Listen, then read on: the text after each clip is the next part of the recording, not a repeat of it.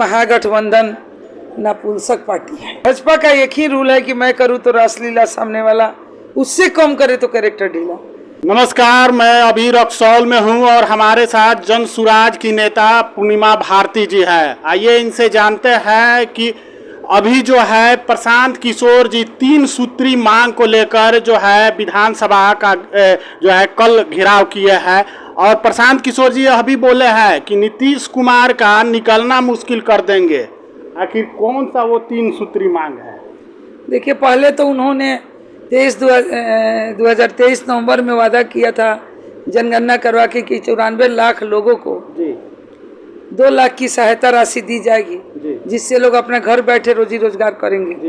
युवाओं को नहीं, मतलब मध्यम वर्ग के लोग, जो लोग घर द्वार है, पैसा नहीं है, कमा नहीं सकते हैं, बेरोजगारी का मार सह रहे हैं, ऐसे लोगों के लिए। उसके बाद 50 लाख लोगों को नीतीश कुमार जी के जनगणना में चिन्हित किया गया कि भूमिहीन लोग हैं जिनको भूमि देने की आवश्यकता है, लेकिन न 94 लाख लोगों को 2 लाख रुपए की राशि मिली, न 50 लाख भूमिहीन को जमीन मिला। तो इसलिए हम लोग का हस्ताक्षर अभियान चल रहा था कि अगर नहीं मिला तो बिहार के हम लोग लगभग 1 करोड़ लोग हस्ताक्षर किया है, जो ऐसे वर्ग के लोग हैं। 2 साल बीत गया, चुनाव आ गया, अब आचार संहिता लागू होगा और अब नहीं तो कब। लेकिन यह जो मांग है, जो 3 डिसमिल जमीन का मांग होता है गरीबों के लिए, यह जो है महागठबंधन के तरफ से भी उठता रहा है। देखिए, महागठबंधन नपुंसक पार्टी है, कभी विपक्ष में रहकर विरोध करने का ताकत नहीं रखा। महागठबंधन के कारण आज भाजपा का इतना मन बढ़ गया, जो जी में किया सो किया। हमारे रक्सौल में महागठबंधन कुछ भी नहीं किया। 2 पार्टी होती है, एक पक्ष एक विपक्ष। हमेशा पक्ष विपक्ष तो भाजपा गठबंधन और आरजेडी महागठबंधन 2 पक्ष रहा। कभी ऐसा नहीं हुआ जो मतलब महागठबंधन के द्वारा भाजपा का भ्रष्टाचार का विरोध जमकर रोड पे हो। कभी कभार चुनावी मौसम रहेगा तो जैसे अभी उतर गया था लोग वोटर लिस्ट के लिए, तो क्यों वोटर लिस्ट के लिए? भाजपा भ्रष्टाचार में बढ़ती जा रही है। आप विपक्ष हैं, आपको विरोध करने में क्या जा रहा है? आपके साथ जनता है, आपका एक दल है। महागठबंधन का कहना था, जो बिहार बंद हुआ था उसमें महागठबंधन का कहना था कि जो वोटर का नाम कटेगा वो हमारे मतदाता है। तो यह कैसे होगा कि उनका ही मतदाता है? यह चिन्ह लगाना तो सबके लिए ही मुश्किल है। ये ऐसा थर्मामीटर किसी के पास नहीं। आप तो हमारे पास रह के घात कर दीजिएगा, जो दूर है वो वोट करता है। ऐसा नहीं, दुश्मन कभी बहुत करीब होता है जो घातक होता है, अहित बहुत दूर होके और दूरदृष्टि से काम करता है। ये सब आरोप है, ये मैं नहीं मानूंगी। मुझे तो ऐसा लग रहा है कि जन सुराज का होड़ देख के भाजपा की रूह कांप गई है, इसलिए वोटर लिस्ट पे काम ही लोग शुरू कर। अच्छा, विधानसभा में अभी जो है काफी झगड़ा हुआ है और वहाँ पे जो है गाली गलौज कहीं ना कहीं एक नेता के द्वारा बाप का भी नाम लिया गया है कि क्या यह आपके बाप का है। तो इस प्रकार का जो गाली गलौज नेता देख लीजिए, मतलब भाजपा का एक ही रूल है कि मैं करूँ तो रासलीला, सामने वाला उससे कम करे तो कैरेक्टर ढीला। अगर आप बहुत अच्छे हैं तो आपका कैरेक्टर खराब कर देगा भाजपा वाला। देखिए, जब मैं घर से नहीं निकली थी तो मैं हाउसवाइफ, एक कुशल हाउसवाइफ थी। मैं उस समय घर से निकली, आज से 25 साल पहले। जब मैं घर से निकली तो कई तरह का नाम दिया गया विरोधियों के द्वारा, क्योंकि मैं हमेशा जब से मेरा समाज में निकलने का एंट्री हुआ तब से मैं भ्रष्टाचार का विरोध किया। और जब वो लोग जो लोग महिलाओं को घर से निकलते गलत कहते हैं, आज अपनी पत्नियों को नचा रहे हैं रोड पे, तो आज उसकी पत्नी सही है। लेकिन भ्रष्टाचार का विरोध तो महागठबंधन के द्वारा भी किया जाता है। नहीं, उतना नहीं किया जाता है। देखिए, भाजपा को चरम सीमा पर भ्रष्टाचार में पहुंचाने वाले आरजेडी है। अगर आरजेडी इतना मतलब सहता नहीं, विपक्ष तो ही न था। हम जन सुराज आज आए हैं, 2 साल से आए हैं, 3 साल से आए हैं, पार्टी हमारा 6 महीने से बनी, लेकिन विपक्ष का भूमिका आरजेडी कभी नहीं निभाया। अगर मजबूती से आरजेडी और कांग्रेस विपक्ष की भूमिका निभाती तो शायद भाजपा आज इतना वर्चस्व नहीं दिखा। विरोध अगर इन लोगों की सरकार थी, भाजपा किया, दम कसकर विरोध करता था। प्रशांत किशोर जी जो है एक और मांग किए हैं उसमें जमीन सर्वे को लेकर कि जमीन सर्वे के कारण जो है अंचल में भ्रष्टाचार काफी बढ़ गया है, पेपर निकालने में लोगों को काफी पैसा और मशक्कत करना पड़ रहा है। देखिए, इसी चीज का हम लोग जो है हस्ताक्षर अभियान चला रहे हैं कि मतलब दाखिल खारिज रसीद जमाबंदी वगैरह वगैरह मतलब चल जाइए ब्लॉक अनुमंडल, तो नीतीश बाबू का पदाधिकारी बिना दक्षिणा ले ले नहीं छोड़ेगा। वो चुमावन चाहिए, इन लोग का चुमावन चाहिए।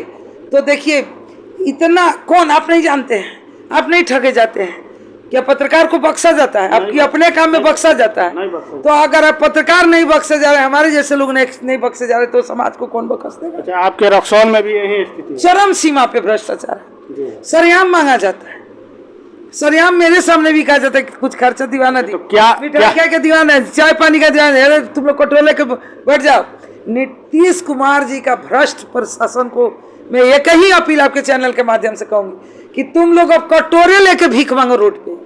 अगर जनता, अगर तुम कमा कर और सरकार का पैसा लेकर भ्रष्टाचार मचाकर अगर तुम्हारी बीवी बच्चों का पेट नहीं भर रहा, तो वो गृहस्थ और वो बेरोजगार लोग का पेट कैसे भरता होगा जब वैसे लोगों से तुम लोग पैसे की वसूली मांग करते हो? शर्म आनी चाहिए। धिक्कारती हूं मैं तुम जैसे पदाधिकारियों को। तो नीतीश कुमार जी का भ्रष्ट पदाधिकारी, समझ रहे हैं ना, किसी को नहीं बकसता है।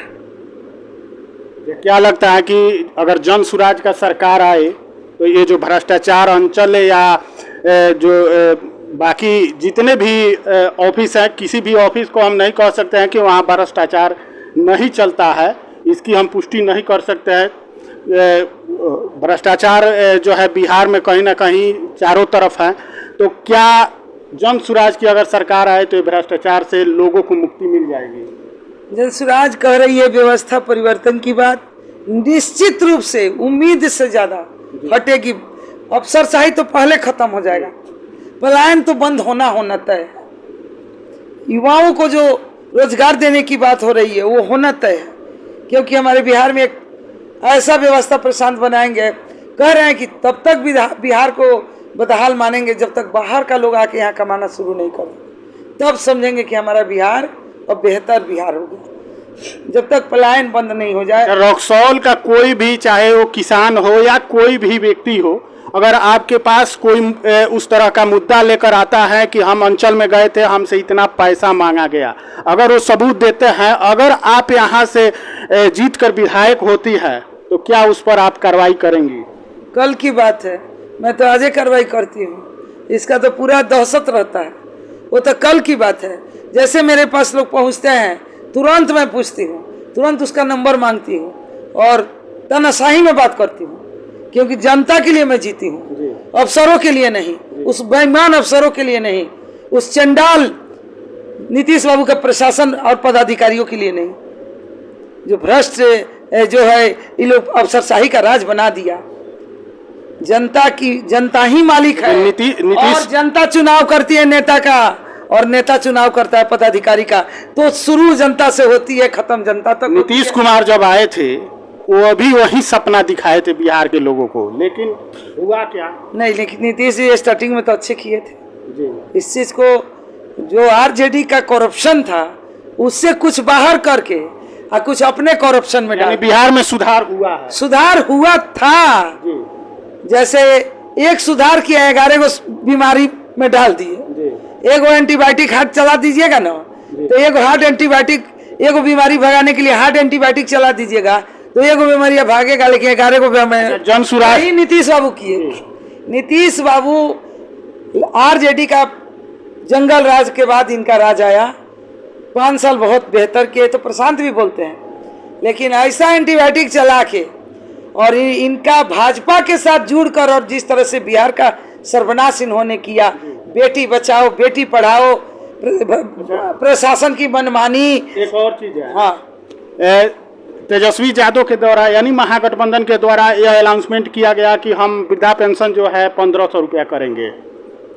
उसके अलावा जो है जन सुराज के द्वारा भी कहा गया कि 2000 रुपया हम इसको बढ़ाकर करेंगे, लेकिन उससे पहले ही नीतीश कुमार ने 1100 रुपया कर दिया। उसके अलावा 125 यूनिट बिजली फ्री कर दिया। तो कहीं ना कहीं यह सभी पार्टियों के लिए एक बड़ा झटका नहीं है। चुनाव में इसका फायदा नीतीश कुमार को नहीं मिलेगा। कोई झटका नहीं है, इन सब को फटका है।